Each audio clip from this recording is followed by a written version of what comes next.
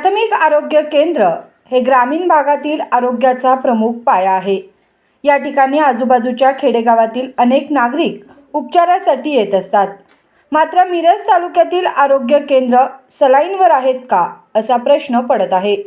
नुकताच आरग येथील प्रकार चव्हाट्यावर आला आहे। आरग प्राथमिक आरोग्य केंद्रातून एक धक्कादायक प्रकार समोर येत आहे। ज्या केंद्रावर लोक आरोग्याच्या आशेने येतात तिथेच लोकांच्या आरोग्याशी खेळ सुरू असल्याचे चित्र दिसत आहे।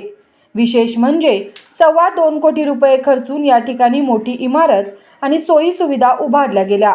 मात्र सध्या येथील पाणी शुद्धीकरण यंत्रणा गेल्या 3 ते 4 महिन्यांपासून पूर्णपणे बंद अवस्थेत आहे। या आरोग्य केंद्रावर केवळ आरगच नाही तर लक्ष्मीवाडी, शिंदेवाडी, लिंगनूर आणि खटाव अशा अनेक गावातील रुग्ण उपचारासाठी अवलंबून असतात। मात्र शुद्ध पाणी मिळत नसल्याने या रुग्णांना आणि त्यांच्या नातेवाईकांना भीषण त्रासाला सामोरे जावे लागत आहे। आजारी माणसाला शुद्ध पाणी मिळावे यासाठी गरीब रुग्णांना आता बाहेरून पाणी विकत घेण्याची वेळ आली आहे। मिळालेल्या माहितीनुसार ही कोट्यावधींची यंत्रणा दुरुस्त करण्यासाठी केवळ 70,000 रुपयांच्या निधीची गरज आहे। मात्र आरोग्य केंद्र प्रशासनाने या दुरुस्तीकडे साफ दुर्लक्ष केले असून इतक्या किरकोळ रकमेसाठी ही यंत्रणा धूळ खात पडून आहे। प्रशासनाला रुग्णांच्या हालापेष्टांशी काहीच देणं घेणं नाही का असा संतप्त सवाल आता नागरिक विचारत आहेत। तर एरंडोली प्राथमिक आरोग्य केंद्रात दुपारच्या वेळी डॉक्टर उपलब्ध राहत नसल्याची तक्रार नागरिक करत आहेत। दुपारच्या वेळी जेवण करण्यासाठी डॉक्टर बाहेर जात असल्याचा प्रकार घडत असल्याची चर्चा सध्या रंगली आहे।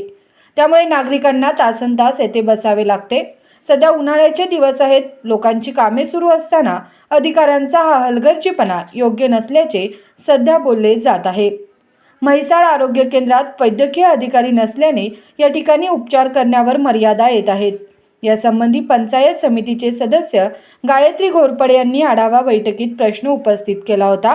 त्यामुळे म्हैसाळला कायमस्वरूपी वैद्यकीय अधिकारी कधी मिळणार याची आस आता म्हैसाळकरांना लागली आहे। त्यामुळे एकंदरीतच ही आरोग्य यंत्रणा सध्या सलाईनवर आहे का हे पाहणं गरजेचं आहे। सध्या जिल्हा परिषदेमध्ये नुकतेच पदाधिकारी विराजमान झाले आहेत। त्यामुळे आरोग्य सभापती यांनी वेळीच या यंत्रणेचं ऑपरेशन करावी अशी आशा जनतेला आहे।